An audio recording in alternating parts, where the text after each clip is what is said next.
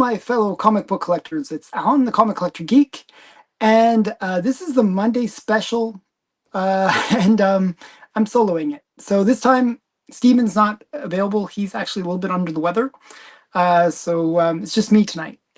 But I figured I'd do a topic that generally Steven probably wouldn't even want to touch. It's a topic about some of the internet drama that's happening within the community.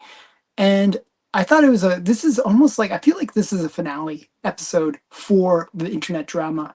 And it's a good way to end in a way. So if you're not familiar with what was happening over the last few weeks or months, there was a channel called Sticky Goose. That's his channel name. And Sticky Goose made a bunch of videos, not just this one recent thing, but he made a bunch of videos that were really inspiring drama within the community. And he did a video where he roasted pretty much, I think it was like 40 or 50 channels of YouTubers, and including this channel, which I felt very honored to be among many of these awesome channels. So he basically roasted a whole bunch of channels and created a massive amount of drama within the community because he basically challenged the community. And it was a bit of a crazy thing to do. Don't give into the drama. I'm not giving into the drama. You gotta listen, hear me out, and I'll get to that. So basically, what happened was he created that video. Some people actually, I'm a big freedom of speech advocate, so I believe that I may not agree with what you say, but I will defend your right to say it. And I agree with his ability to roast people, whether or not it's hurtful or whatever. I don't care. You have the right to not listen to him. So the point is, he did that video. He also took offense with Comic Tom, and I think that was a mistake on his part. Wait. This was an interesting thing. So what happened was, he actually said he wrote to Comic Tom, and he said that he had beef with Comic Tom, and he basically asked Comic Tom to come on his channel and do an interview with him. And that's where things went horribly wrong for Sticky Goose. So Sticky Goose was always kind of these ones that, wait, I think part of his problem is, there's ways that people come across, and they can come across really, really wrong. And I think Sticky Goose, for the most part, what he says isn't really the problem. It's the way he says it. And he comes across as being a little bit of like, I'm superior to everybody else, and oh you lowly comic book channels. And he kind of looks down upon people in a bit, and it really comes across in a negative way. And so in this case, he was punching up. He was actually bringing Comic Tom, which is a much bigger channel than his channel, onto his show. And if you haven't watched the Sticky Goose versus Comic Tom video, it's a must. It is probably the best example of an ambush video going wrong. It's even better than the lobster video by Jordan Pearson. It is probably the most just like, wow. Like, you just see how the intent was this, but it just totally backfires. And it was really, really interesting. So I definitely recommend we watch that. It's a little bit of a longer video. I think it's like an hour, a little bit over an hour long. Definitely worth watching. It is like it is so funny, hilarious. I thought it was hilarious because Sticky Goose went into the thing without really understanding Comic Tom's content. I have defended Comic Tom for the longest time. I've always enjoyed Comic Tom's top 10 lists. I buy his mystery mail call, and people always ask me, why are you buying his mystery mail calls? But I do believe in supporting the channels that I like, and I do like Comic Tom's stuff. So with that context, a little bit of that context.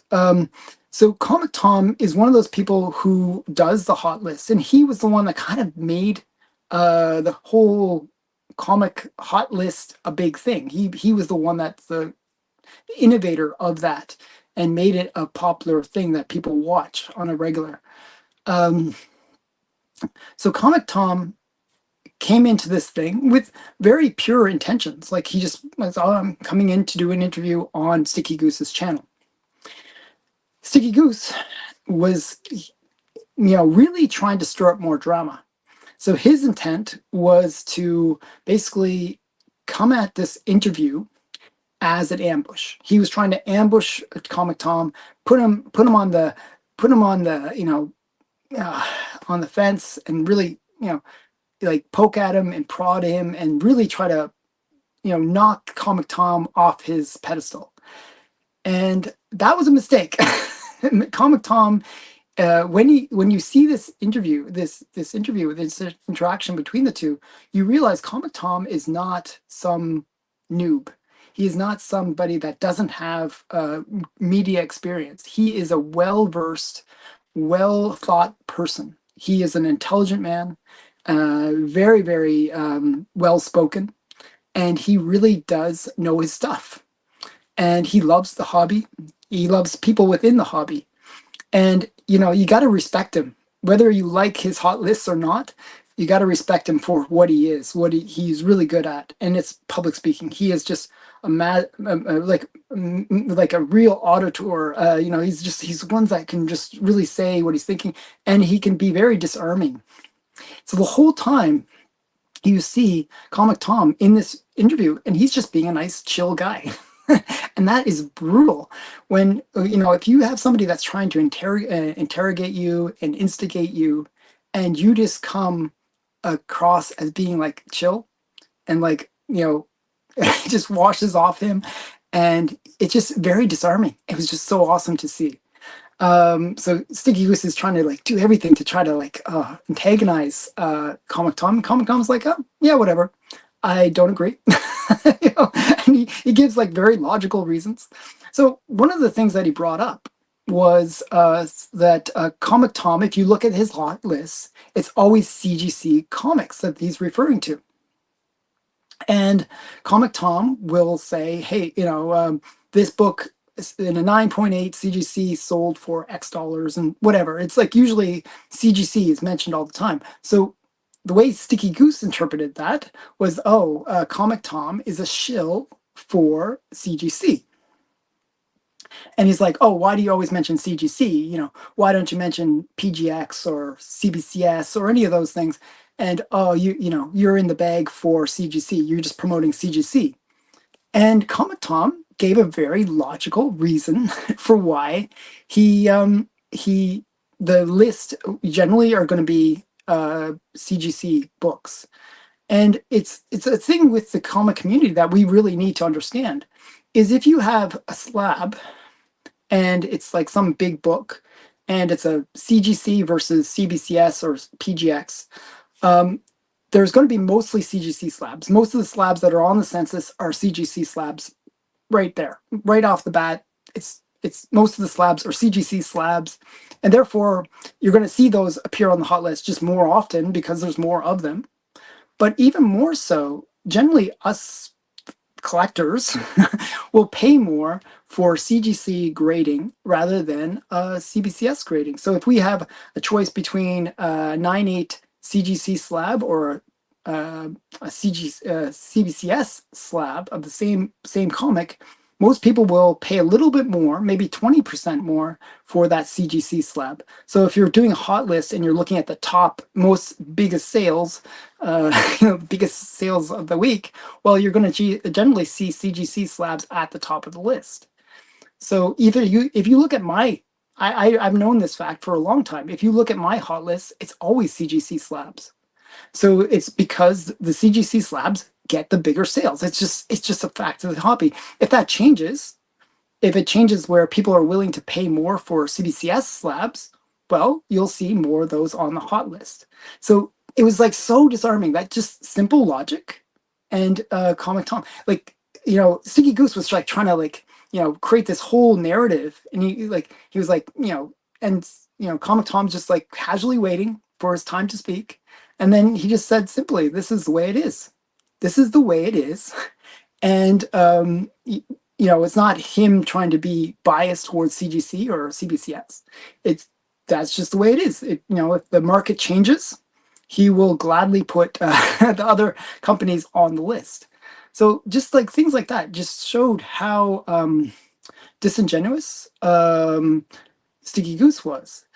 And so that was the first instance that happened in this big interview where Comic Tom just used logic and facts to disarm his opponent. And the funny thing is, Comic Tom is not even treating Sticky Goose as an opponent. The whole time he's just treating him like, let's have a chill conversation. But the whole time Sticky Goose is treating him like an opponent, but he's getting roasted in the process. It was just so funny. The next thing narrative that he tried to push was that Comic Tom is a comic pusher. And a lot of people within the community felt that. There was a lot of people who really, really didn't like Comic Tom after the 2020 era, where the prices had gone through crazy, week after week increases. Where it's selling for twice as much as it did last week. And selling now for twice as much as that week. And Comic Tom was seen as being one of those people that really hyped the books during COVID. And a lot of people blamed the crash on Comic Tom. And I don't think that was a fair thing. He was just reporting on the sales. These are the sales. And don't blame the messenger, blame the people that are buying. And really, they felt like he was pushing the market and people were responding to his hot lists as a buying list and just buy, and just ramping up the market. And there is that feeling within whenever people produce content and they become influencers, that they do kind of dictate the market a bit. And it is not necessarily a fair thing, but it is something that happens. That even this channel, I don't really consider myself an influencer. I'm not like trying to make it sound like I'm an influencer in any respect, but I've noticed that if I just talk about some random book, either my friend Steven will buy it or somebody will buy it that is subscribed to my channel because they think, oh, Alan's talking about it. It must be a cool book. It is a cool book. And then they buy it. And I buy things that I think are cool generally. So we have that almost influence capability where we promote things and, it turns out that we can really influence the market where people will overpay or will continually pay, will get aggressive on a book. The funny thing is, and it really doesn't take much to make a book really go up in value. You think you think of other things like other markets where it takes like hundreds of people to buy it, and if that 100 people buy it, and then there's like that demand, that massive demand, and then the book, whatever the product is, goes up in value. Well, with comics, it really isn't that. With comics, it's a very, very small market, like really, really small market. Like you can have especially Golden Age, it's insane. Like we're talking about books where there's like maybe 50 or less on the census. And then you have this situation where, maybe one copy will come up every 6 months or a year or two. And if you just create interest in like 3 or 4 people or even 2 people, the demand is enough to rise the price of that book because you get 2 people fighting for a book. If it's an auction, they'll just keep on bidding it up because they have that enthusiasm for it, and generally they'll overpay. And that's the real risk of everything that we do as YouTubers, that we promote something and we actually create this demand that might not have been there if we hadn't created this thing. I think that was what was happening with Comic Tom in many ways, that he was promoting stuff, he was creating that interest, and sure enough, people were like, "Oh, I have to get this book now, or this character is going to be hot. I'm gonna miss out on." And it's like the FOMO effect, and Comic Tom does bear some responsibility for that, but he was really just promoting. He was just talking about the market. He was just talking about what he saw in the market, and he explained this very clearly and very succinctly to Sticky Goose, that he's just talking about the market. He's not even talking about, you know, future. He's talking about past sales. Whenever we do these things, we're talking about past sales. So this is like, his hot list is not something that's happening in the future. These are sales that have happened, and he's no longer like, he's not the one that influenced those sales. He's, talking about those sales that happened. So that was a very interesting take that he gave, and I think people, at least the people that were watching it, you could see in the chat, like people were really gaining respect for Comic Tom and reinterpreting a lot of the stuff that he did. And if you look, actually, I've been consistent about watching Comic Tom. I watch him every week, maybe twice a week, because he has two lists. And one of the things that I've always noticed was that I think he felt a little bit of that responsibility that I was talking about as an influencer, from COVID. And I think that what happened was he was being a little bit more recently, a little bit more pragmatic about what he was saying, where he was saying, hey, look, I don't recommend you buy this book. Don't buy this book. Please do not buy this book. A good example of that was when Deadpool movie was coming out, and he was like, I know this book is hot. It's on the list, but don't buy it. That you're overpaying. This is crazy prices. It will drop. Wait, hold on it. And he was actually trying to give advice against people having too much FOMO, getting excited just because they see it on the hot list. Oh, it must be, I'm going to miss out on it. I'm never going to get it again at this price. And he really was trying to be one of the voices of reason against FOMO. And that's a really hard position to take. So yeah, so so that's like JX. That's exactly what people felt. That he was a snake oil salesman. He was pumping up the books, and maybe he was a dealer just trying to sell those books and cash in on his own influencer capabilities. But that's not really the case. And that's one thing that really came across in this interview.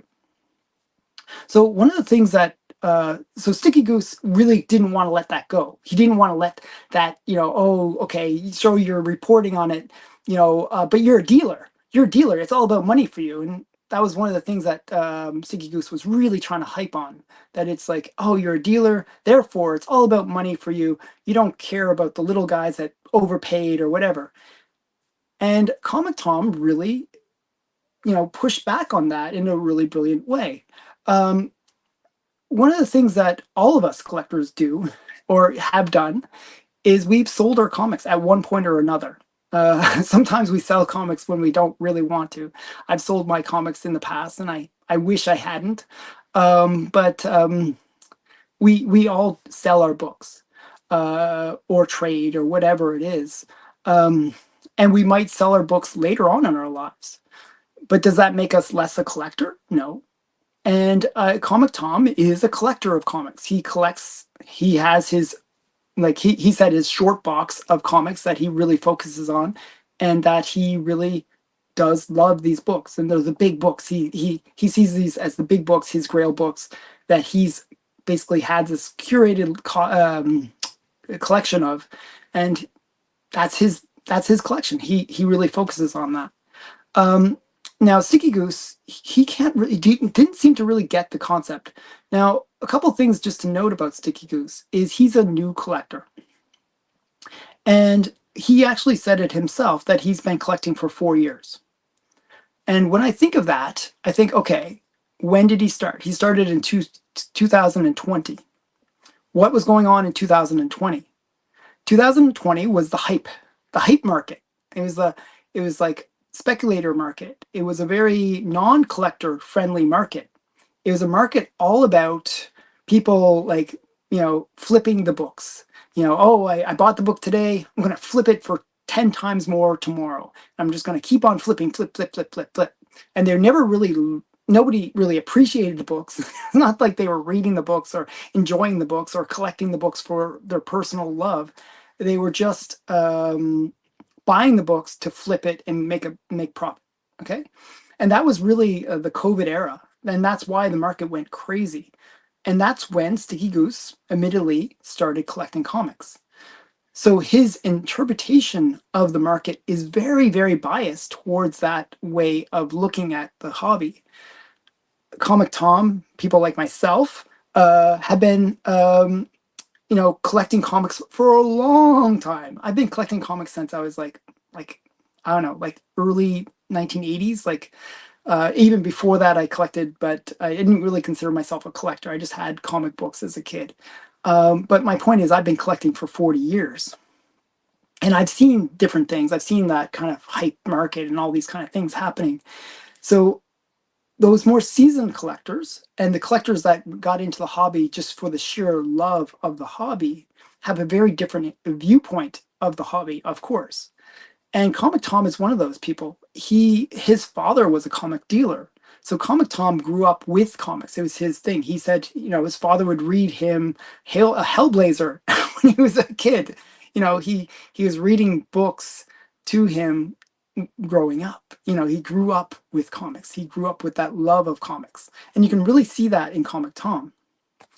So as a collector, one of the things that we do to collect is we fund the hobby through, sometimes we have to sell some books. We have to sell books to buy other books.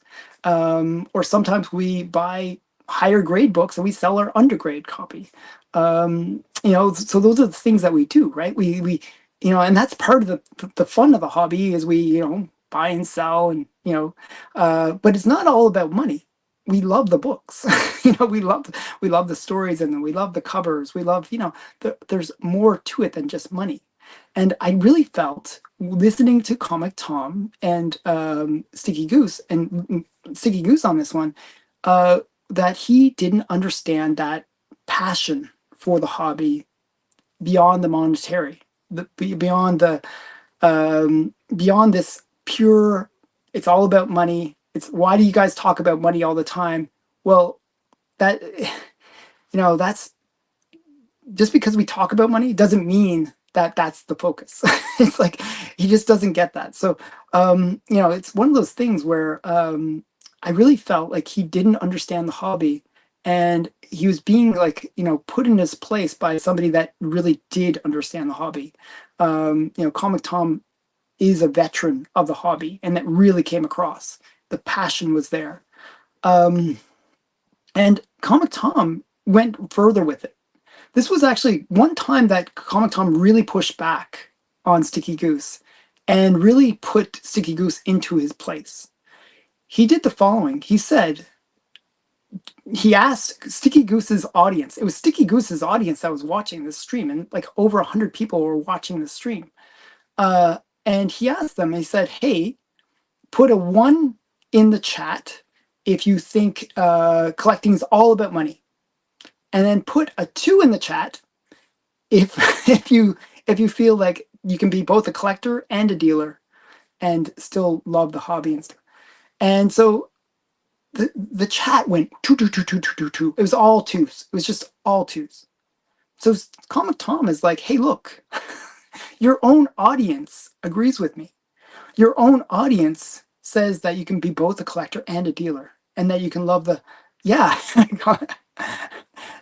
So the point is, like, people saw that, and he actually turned his Sticky Goose's own audience against him.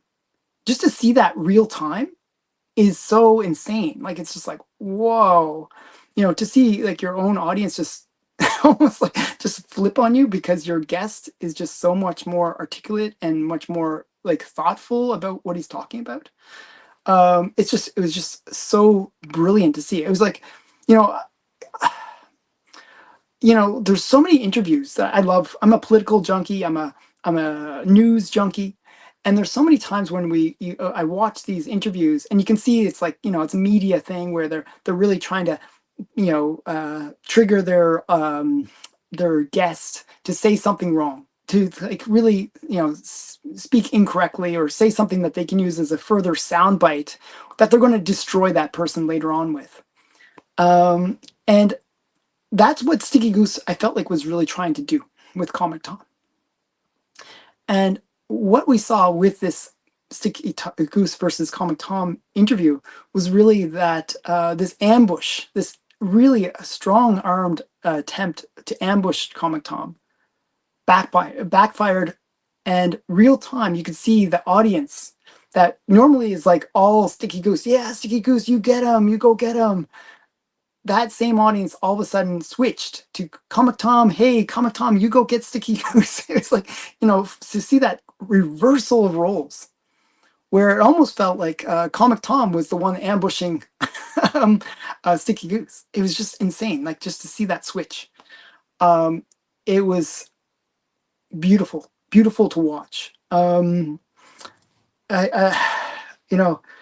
really feel like Sticky Goose has to learn from this, and this is where I have to give a lot of kudos to Comic Tom.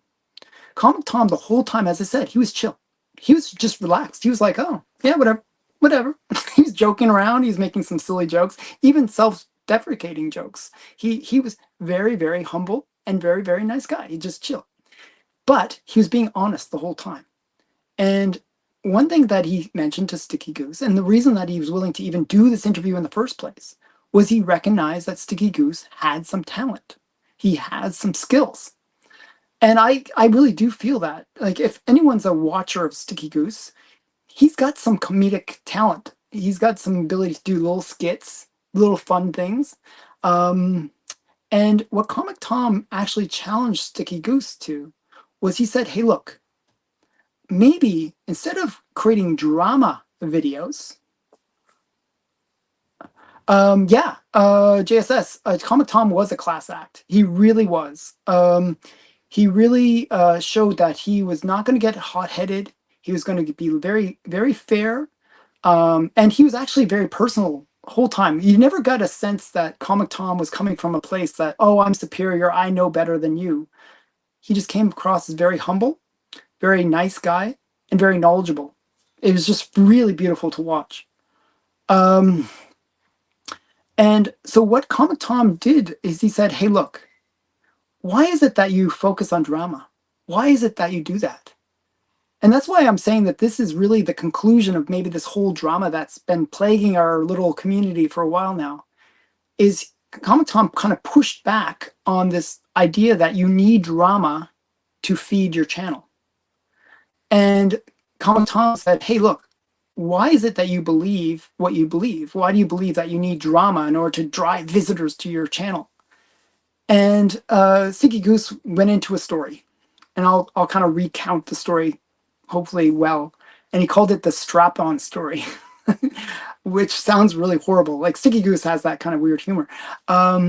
So the strap-on was that Sticky Goose had gone into a comic shop, and he wore a strap-on camera. Okay, not as anything other strap-ons. And the comic dealer really was, very, very upset with him for doing this, that he was filming inside his shop, and that became a drama video. And Sticky Goose, that video did really, really well for Sticky Goose's channel. Got lots of views, got lots of subscribers. It really was something that that Sticky Goose associated with the success of his channel. So he considers, actually, he referred to it as pre-strap-on and strap-on era of his channel, where after that video, it really formulated that he's going to go this route with producing content. It's all going to be drama driven, because he saw that that was what was getting the views. And before that, he really focused on, showing collections, or showing, what the rest of us show, like the standard fare for comic book channels, like, I have this cool book, like that kind of stuff that we normally associate with comic channels. And his mindset was this, that the videos that don't involve drama aren't getting the views that he wanted to get. They're not things that were building his channel. And that was the place that Sticky Goose was coming from, that you need drama in order to build your channel.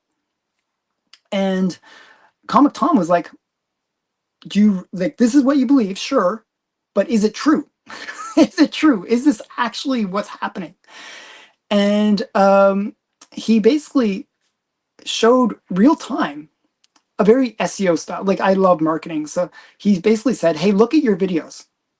What are your most watched videos? What are the ones that get your most engagement? And so, if you go to anyone's channel, you can do that. You can sort their most popular to least popular videos, right? And you can see, okay, this video got the most views. Okay, this video got the least views.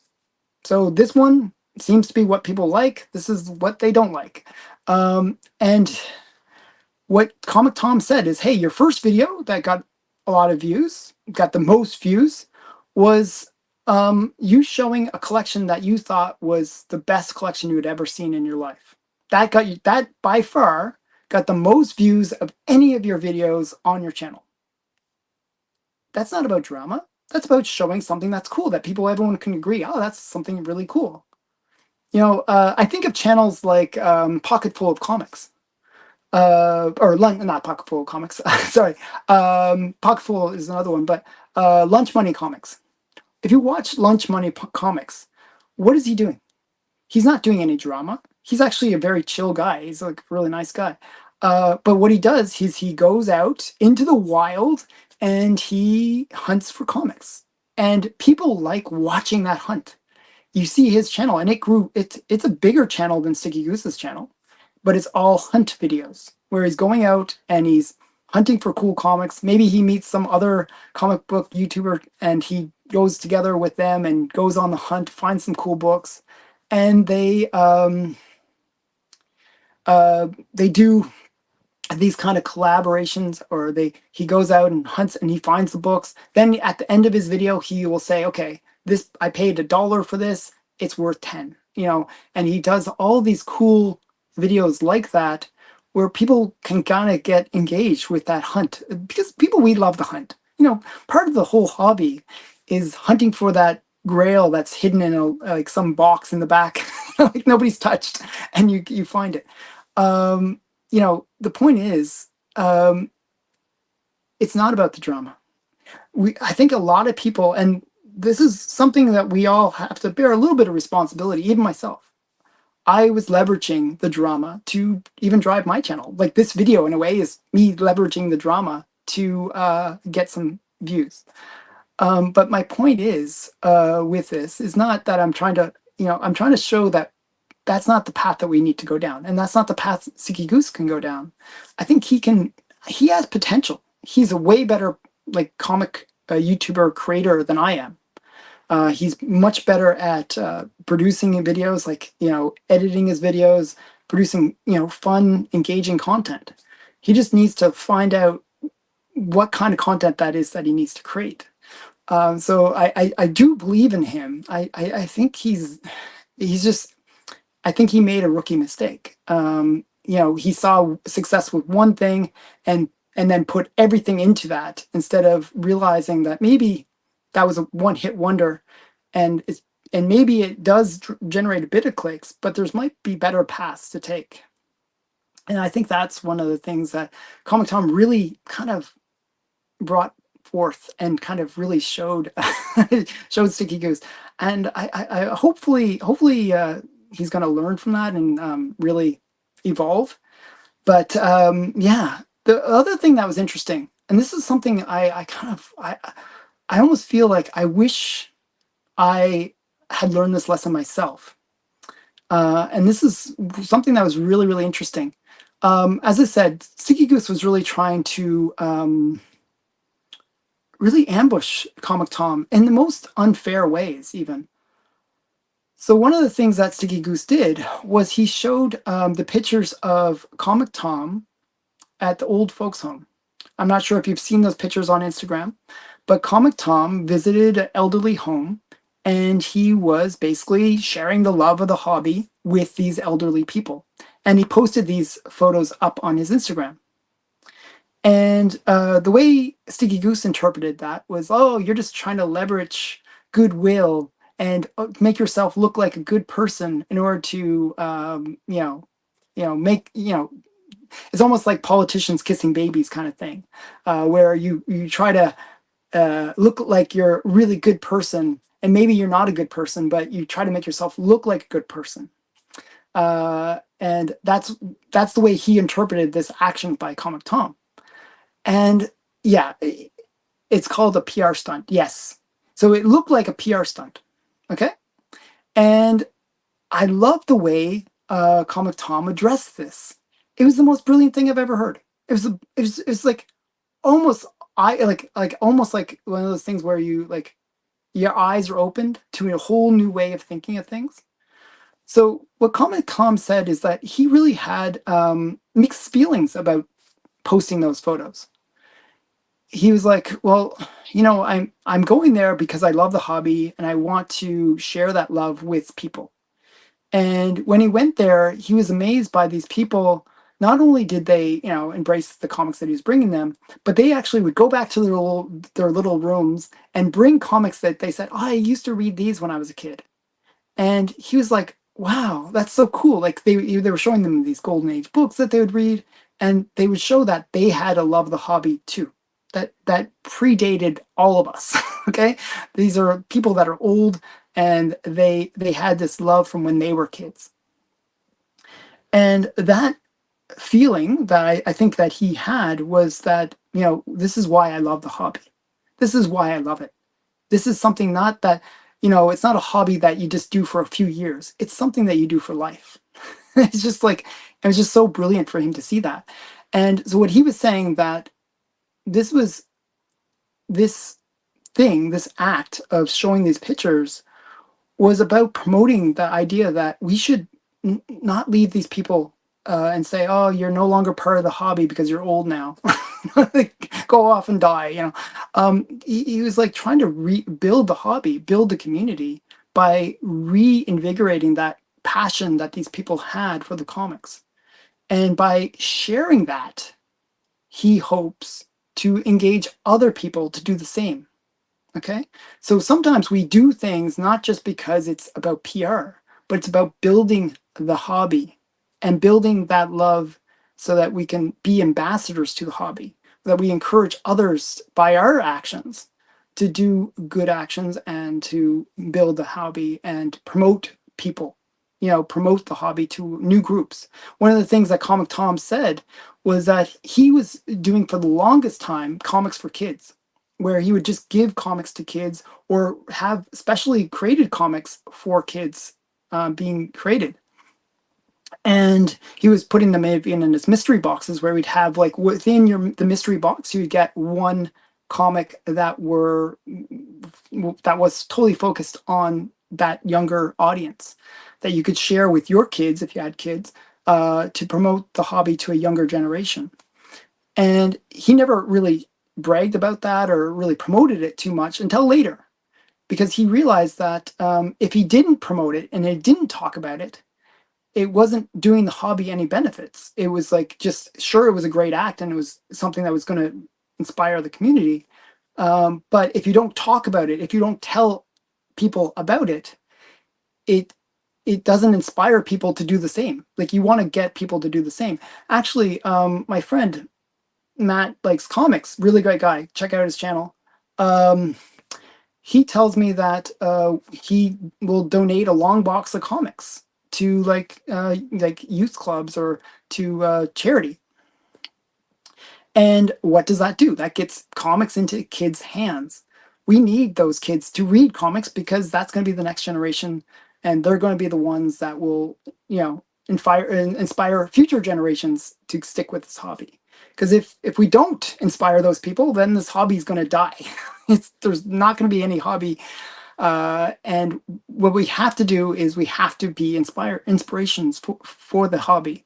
So what Comic Tom is doing, even though it might seem as self-promotion or PR stunt or whatever, is he is pushing the hobby forward, and he's really encouraging a whole new generation or even an old generation to embrace the hobby. And I really see that as a very important thing, that especially as an influencer, you have to use your influence for good and encourage people to really embrace the hobby. So that was one thing I thought, and it was really interesting because, this was a good act by Tom, and where he was really just going to these old folks' homes and really helping them out. And the way Sticky Goose tried to make it seem like a just a self promotion and evil act, it just it really showed the difference in the way that they think. Comic Tom came across as being very pure and very innocent, and not innocent, but like pure, good spirited kind of person. Whereas Sticky Goose was sort of more of the evil, evil side of the whole thing. And I hope that Sticky Goose learned that there's other sides to this whole thing. So the funny thing is, so this is all happening. These are all the sort of the big drama things that happen.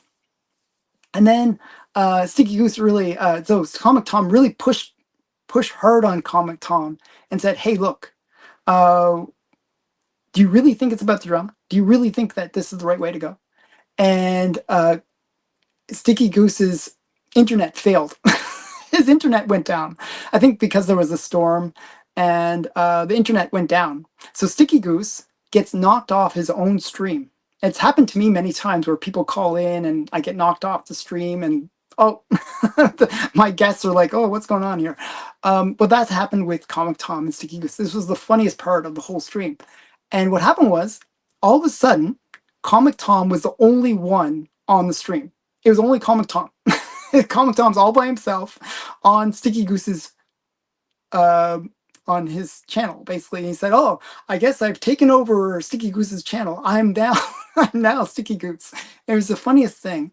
And he was like, then he sort of was like, "Okay, how do I fill the time?" So he started talking with the chat. He's like, "Okay," and Sticky Goose is still not coming back. This is like going on for minutes.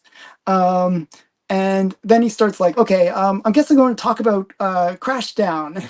Like he's talking about his comic that he created, and he's like, "Oh, you can buy this comic on like at any major retailer," and he's just having fun, and it was just hilarious to see.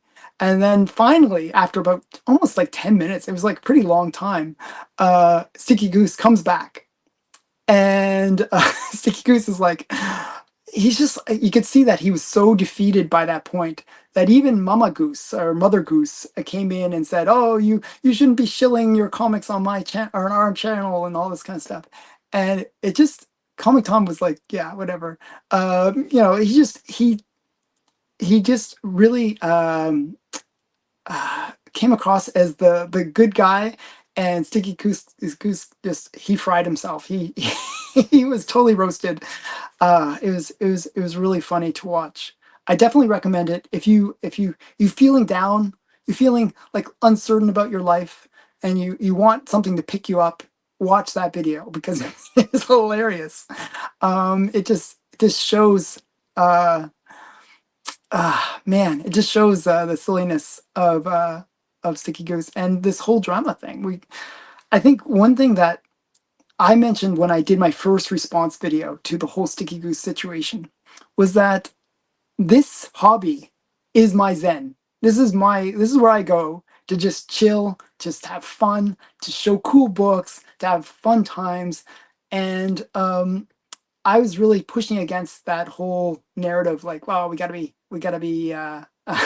like, use drama to build our channels and stuff like that." And I really was trying to get people to sort of find better ways of generating traffic and building their channels. So yeah, so it was a fun thing. I hope you guys enjoyed this video. I'm gonna try to read through the chat. You guys can ask me some questions now. I'll try to open it up to you guys to ask me some questions. If you want, I can even show some books. But I just thought it was a really, really interesting thing. I just wanted to comment on it. And because my friend Steven is not available tonight, he's a little bit sick tonight. everyone wish him well, please. Um, I figured, hey, since I'm by myself, I'll talk about this topic that's been sort of plaguing our community for the last little while. So I think, uh,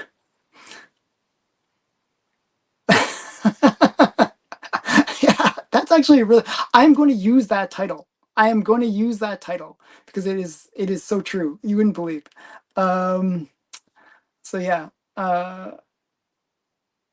yeah. I hope we don't have to discuss this anymore. I really do try to avoid the drama in the community. I'm so chill, and this is really my like. You should see my if you see my regular life, you'll understand why. This is where come to relax. So yeah, I love the hobby. I love the people in the hobby. Actually, the community is a great bunch of people. Like really, this is probably one of the best communities of all. I just have to say that the people are really nice. The people that I've met in this community are really, really great. So yeah, just um, yes. One sec here. Wait, where was that? I want to just highlight this comment. Yes, Stephen has COVID. It's basically a bad cold at this part, but he's like, he's a little bit down for the count. He's actually avoiding his wife so she doesn't get COVID too. So yeah. Um, Having live shows versus solely pre-recorded stuff gave yes. That was actually something that was really important. I think if it was one of those pre-recorded streams, Sticky Goose could have like edited or do things to kind of manipulate it to make or not even show it ever. Probably he wouldn't have shown it ever because it was just so bad for him. But the live format really did help Comic Tom because you know Comic Tom could just be himself and he is very seasoned in terms of being on the mic, so it gave him a huge advantage. You mentioned in a video a while ago that you work a very stressful job. May I ask what you do? So I own a digital marketing agency. So I deal with a lot of businesses and trying to generate business for businesses. And it's very stressful because a lot of the time my clients are sabotaging themselves or they get sabotaged where somebody will do like a denial of service attack or some kind of hack on their site, and I'm like, trying to save them from either them doing some stupid thing or from somebody doing something stupid to them. And it's a very stressful job because even though I'm just a marketing guy, I seem to be the man that wears all the hats, and I seem to be the one that the buck stops at. So I'm always dealing with a very stressful thing where I'm either with clients that are very upset or clients that are happy, but they are doing stupid things that I have to say, hey, look, you're going to destroy yourself if you go down that path. And it's a very stressful job. And it's another job where with digital marketing, there's so many, like if you are successful with it, which I happen to be, generally what happens is there's so many people that try to steal your clients and always undermine your work that it's a very, very stressful, backstabby kind of hobby, not hobby, business. It's just brutal. Um, what else? Okay. Let me just see.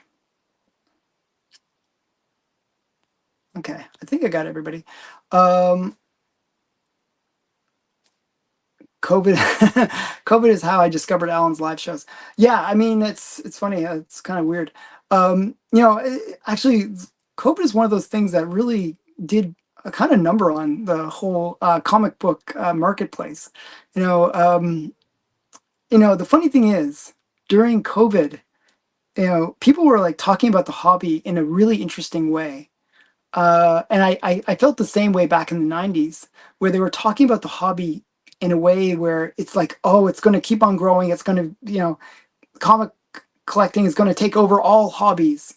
And, a lot of people like really got excited again about the hobby.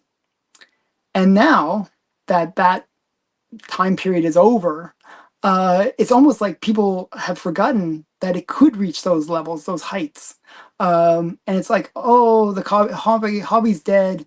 Oh, there's nobody that's going to collect comics in the future. Oh, our comics are going to be worthless. It's like very negative attitude that I find that people are having nowadays. But they forget, like just go back a couple years and the hobby was booming bigger than it ever had been before. And it's funny that we forget that it could easily go back to that. There's like no reason why it can't go back to that. Um, it's silly how people think sometimes. It really drives me nuts. And it's just that some people are short-term thinkers. Like they see like, oh, the market today is this, therefore, oh, it's dead. It's never gonna come back to life. But when it was big, they were like, oh, it's gonna be the biggest thing ever. Yeah, the MCU really did help with speculation. The thing was, COVID time period was kind of like the perfect storm. Okay, and the reason I say that is what happened was you have the MCU happened just before COVID, where really the hype that the MCU successful movie after successful movie happened, right? We got Endgame. We have like just like all the Avengers movies, the Spider-Man movies, all of that happening. And so a lot of people that were out of the hobby came back to the hobby and were just like, oh, this is the coolest thing.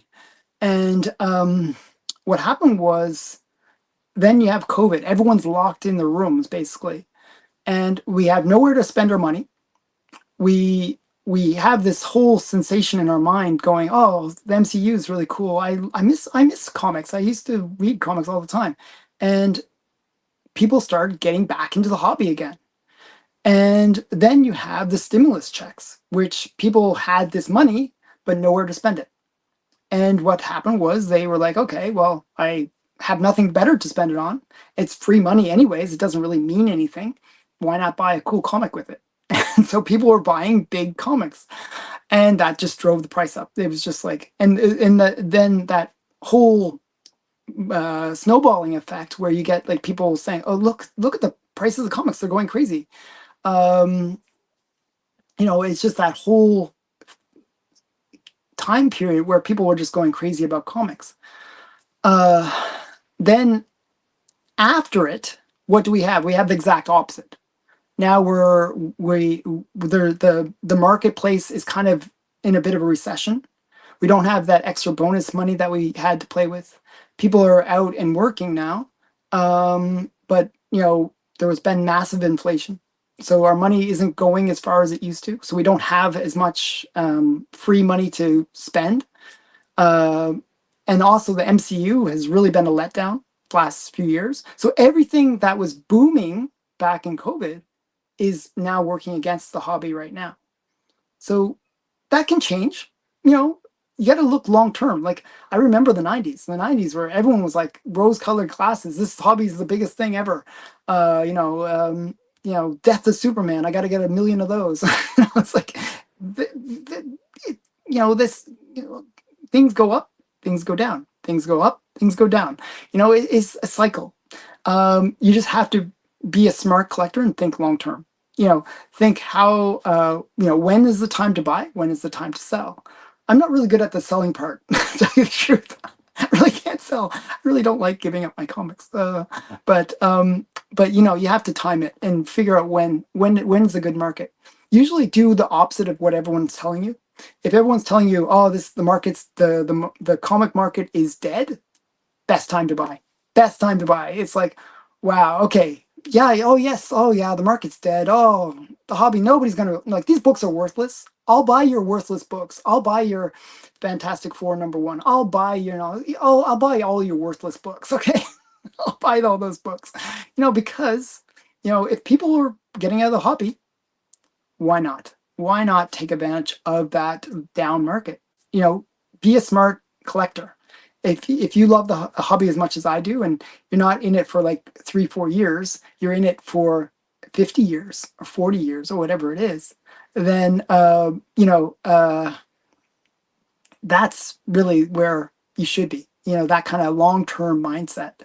So yeah, so that's kind of my thoughts on it. I love to babble about things. It's so funny. Like when we do this Monday special, usually it's Stephen and I. And Stephen will do his lemon tree thing where he's just talking about, you know, really cool things. I love his stories. I have to say, he is a very good storyteller. But I have to. I'm usually the quiet one. I'm just like sitting there. Okay, when am I going to get a chance to get like a little insert into the conversation? And you know, this is an interesting moment where I can be the one that is telling my lemon tree stories. So sometimes I do like to babble too. So it's kind of funny. Um, so yes, so I hope everyone enjoyed this video. I hope everyone enjoyed this live stream, me just sort of doing my little rant. And do I think he can rebound? It is up to him. He cannot do the drama thing anymore. He cannot do it anymore. Stop it. Stop it, Sticky. He has to find a new niche, a new thing to do, but he has the talent. So it's up to him. Really, it's up to him. If he does the drama stuff, I think it'll burn him. It'll destroy his channel. And he can't do it forever. It just gets boring after a while. You know, there's only so much drama people can take. So I definitely think he's got to move on. Um, okay, one sec, wait. I think it's really cool when you buy a comic off the rack for $4 and it ends up being worth 50. That's what I was talking about. That's why Lunch Money Comics does so well, because people love seeing that. What else? Keep babbling. I'm enjoying it. Thank you. I'm glad you enjoy it. If you haven't already, subscribe to the channel. You can watch me babble all the time. So yeah. One sec here. One sec here. Right at the beginning of COVID, prices in some comics plummeted right before skyrocketing. I picked up some Grail Joes that were really high grades for dirt cheap. Yeah, I actually right at the beginning of COVID was kind of again the same feeling that the market was going to die. Like everyone was actually scared the market would die, and I actually picked up a lot of great books at that time too, because people were paranoid that they wouldn't have any money or income. So yeah, I was picking up stuff too, actually. So you got to again, it's finding that timing. What was this one? Oh, show books. Okay, okay. I'll show some books. I'll show some books. Don't you worry, Matt. I'm actually going to show some books. Okay, so Matt asked for it. He threw some money at me. I am not too ego based that I will show. I'll work for comics. Okay, so I'm going to show you some really cool books that are right next to me. Starting with this one. This is a nice Dave Stevens. Okay, I matched, no matched. Thank you. Keep me talking. This is a really great Stevens one, Dave Stevens one. So the box that's right next to me is my Seduction of the Innocent box. I did. If you haven't watched my presentation, go watch it. It's one of the videos where I'm actually in front of a live audience talking about my love of the hobby and about the Seduction of the Innocent. And anyone else? That's great. I hope so. But yeah, so this is my Dave Stevens Seduction of the Innocent book, and it's in 3D. Great cover, and it basically reprints the stories that were mentioned in Seduction of the Innocent. There was a whole series, and I have the whole series. I'm just going to quickly show it, but I'm going to show some of the cool books. So there's this. This is like the series, and these are, you know, reprints of the Golden Age stories. Yeah, some really awesome ones. Look at this eye. Let me get the guy in the eye. Some really crazy covers even for these ones. Ah, that's it's mixed in. So yeah, one sec here. That was mixed in. So this is another Seduction of the Innocent one. And one more. Okay, so that's like, you know, some of the Seduction of the Innocent ones. And we got some more here. some sci-fi, and one more, some skeletons. I always associate skeletons with the Seduction Innocent because a lot of the books that were in the Seduction Innocent had like weird skeleton stuff.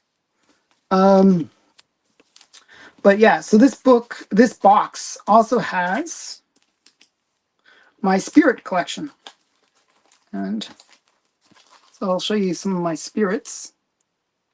Got this one. It's a really great one. This one's under the radar. Not an expensive book. You got this girl in bondage in the red dress. Got the spirit, and you got all these kind of bad guys. It's just a really cool cover. Under the radar. Then we got this one where he's tight roping and with the girl, and the criminal's like gonna cut the rope. So I go for the good girl covers. I just love these ones. Then we got this one. This is the big rail of the spirit collection. Probably this is the biggest of all the spirit books. This is the Femme Fatale one. Just a beautiful cover. Just one of the best Femme Fatale covers or good girl art covers of the whole Golden Age. Just the way the blues are done, just the simple her like either I think she's either taking out or sticking the dagger into her like stocking. You know, it's a brilliant cover. Skinny Bones. Yes, her name is Skinny Bones. And then we have another Femme Fatale. She's got the dagger. You got the spirit coming around, and she's just ready to stab him. It's just kind of a cool one. And then one more is the nurse one. I just love these Femme Fatales. It's just really great stuff. One sec here, make sure. Okay. And this is just a random, this box just has a little bit of random stuff. It's like my Seduction Innocent and some random books. But one of the random ones in there is The City of the Living Dead. And this is actually a pretty wild cover. At first you might not get it, but it is a very wild cover. So you got this zombie, and it's the one that's in bondage. See how its arms are all bound? And then you got this girl with a bit of a headlight cover, and she's got like a crop. And I'm not sure, it looks like she's whipping this skeleton or zombie. And you know, it's just a really odd cover. Just a really cool one. I always thought it was cool. And you got the skull down there. Just lots of stuff going on. Yeah, actually, I would agree. This, when I first saw that this cover, that's what I thought of too. I thought of Metamorpho. Very similar. Almost like, yeah. And another thing that's in the same box is my collection of pop books. If you're not familiar with pop, it is there was the Selection of the Innocent, which was a massive book in terms of the ending the Golden Age. But there was also the Parade of Pleasure, which is abbreviated as POP, Parade of Pleasure. And it was another very influential book in terms of creating the comic code.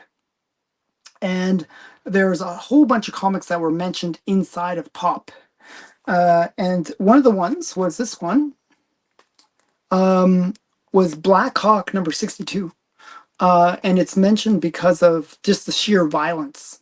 You know, you got him punching the guy on the cover. Pop was really about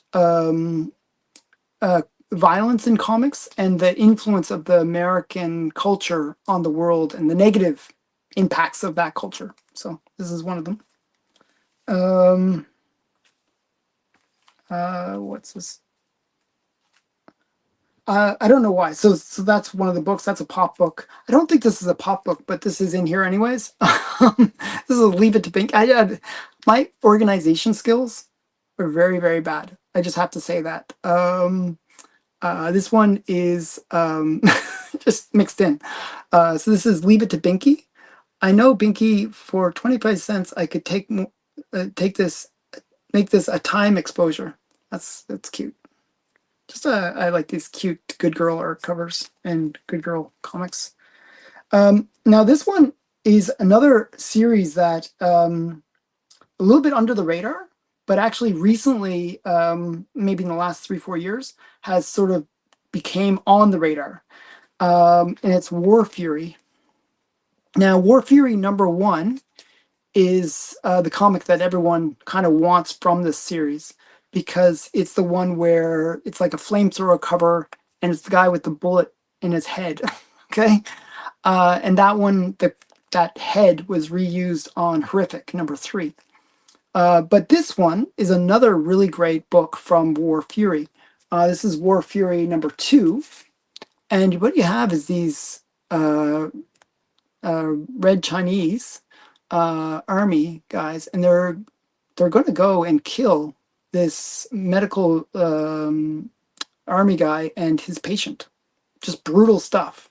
And this is the kind of stuff people collect, that kind of horrific stuff. Everything that Wortham said don't buy is the stuff that people want to collect, basically. And here's another Leave It to Binky in the same box. This is, I'm a big judo fan.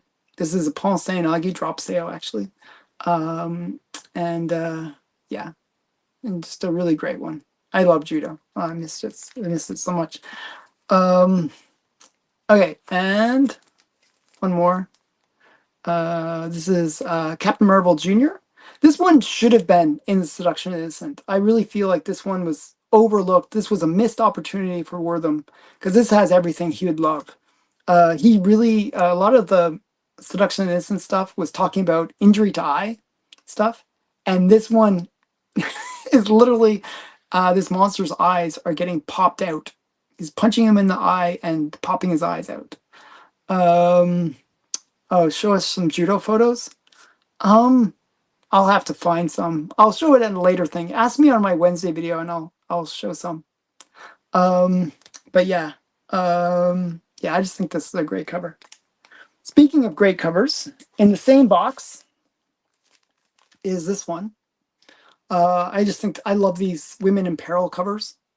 So this is actually the first appearance of Red Rider, which is this guy. But it's just a classic cover. You got the girl, and look, if you look at the machine, I'm not sure if you can see it.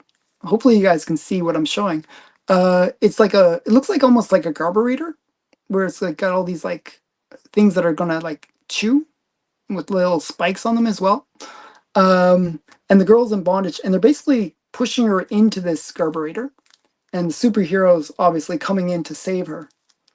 And you got your hooded figures. It's always hooded figures. It's always like these hooded figures doing nefarious things. And it's just a really, really great cover. I just love these good girl, women in peril covers. Yeah, it's just quite brilliant. She needed a red dress, but I guess she didn't want to clash with with him. So just a really cool book. Speaking of cool books, here's another from the same box. This is all in the same box. Is my Bruce Gentry, or Gentry. Yeah, just a really great good girl cover. I always like this. This is, I'm not like, from what Stephen was saying, I haven't read this one. I haven't read these Bruce Gentry, but I've heard that according to Stephen, not me, so don't quote me on this. He said they were kind of a snooze burger, not really good stories inside, but great covers. That happens a lot. Hi, Papa. See, I actually say hi to people sometimes. Okay, and another series that I really, really like, and I've been trying to get the full run of. I'm only missing one book, or no, I'm missing a bunch, actually. I'm missing a few, but I've been trying to get the whole run of this one. This is Dark Mysteries, another really great series if you like skeletons and skulls and stuff like that. This series, every cover is a great skeleton cover. And this one is no... yeah, this is probably one of the best, I think. I just like the Women in Peril covers. So this is number 19, Dark Mysteries. Just a really great one. Woman on the Rack. And now I'll show you some of the Seduction of the Innocent books that are also in the same box. So we got Crime Suspense Stories, number 19. So this is one of the ones that was in the Seduction of the Innocent. Basically, the story behind this is that this is him murdering his wife. So yeah, I am trying to balance out. So I did drama for the first part of this video, but now we can just sort of chill. We can just relax, look at some cool books. So yeah, so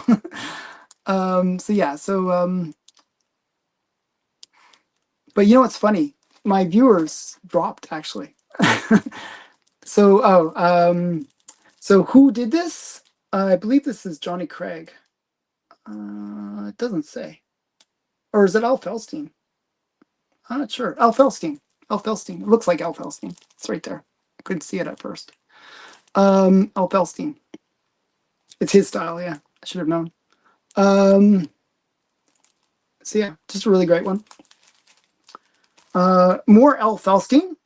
Another Al Felstein cover is Chris Archer. And this is just a great headlight cover. Yeah. Mine's a 5.5. Still a really beautiful one. So yeah. And now we got, that was also mentioned. This is one of the ones that was mentioned in Seduction Innocent because of the headlights. Okay. Okay. And then we got Crime Reporter. This is a Matt Baker cover. This was also mentioned in Seduction Innocent. And it just a really great one. Look at the, okay, so you got to follow this red line. See that red line? That's, he's shooting and it goes right into her hand. Not sure if you can see that. I'm hoping you guys can see that. But it's just a really great Matt Baker cover. Just really like this one. This one's a hard one to get in high grade actually because of the black cover. Like this, it's just really quite hard. It just shows every flaw. But it's a beautiful book. So some more. Got some Red Band comics. I just thought this was a cool one. I thought it was cool, so I picked it up. Got this one cheaply. I was quite happy. And we got some Ellery Queen.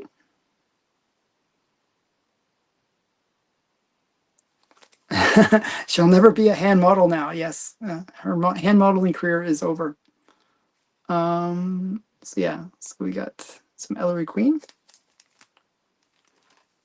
And then we got some more Ellery Queen. I have the complete run of Ellery Queen. It's a pretty cool run. And for those people that like sci-fi, just because it's randomly in here, this is all about randomness. We got some Captain Science. This is a really great one. I like these ones, again, I like the bondage covers generally. But this one's a really great one. She's like strapped to a missile. The Red Devils of Mars. So I guess he's a red devil. You know what's really interesting? He has the bubble helmet and he's doing okay. She doesn't have the bubble helmet. She should be dead. Like the being strapped to a missile, that's the least of her concerns, really. She should be dead because she needs that helmet. But the funny thing is they have the helmet, but then they don't wear gloves. So what's the point, right? Maybe the air is, maybe it's not like radiation or whatever. But yeah. So yeah, Captain Science is a really cool one. This is actually a classic cover for Captain Science. We have them kind of with the alien coming through the door. There's so many covers where this is done. I think of Famous Funnies. I think of like a bunch of different series where you have this kind of alien coming through the door. Got the girl in bondage and you got the two guys there. Even Bruce Timm did an homage to the original version of this. So this is a bunch of the Captain Sciences, actually, just to give you a little bit more insight, were actually cover swipes of earlier books. So I think they would rip off a lot of Fiction House books and They like I think this Captain Science is actually a ripoff of either a Fight or a Wings book. And this one also it was a ripoff of maybe Famous Funnies. Um, but yeah, and here's another one. It's a really great one. I like these ones where the guy's holding the girl and she's passed out or whatever. It's kind of a cool one.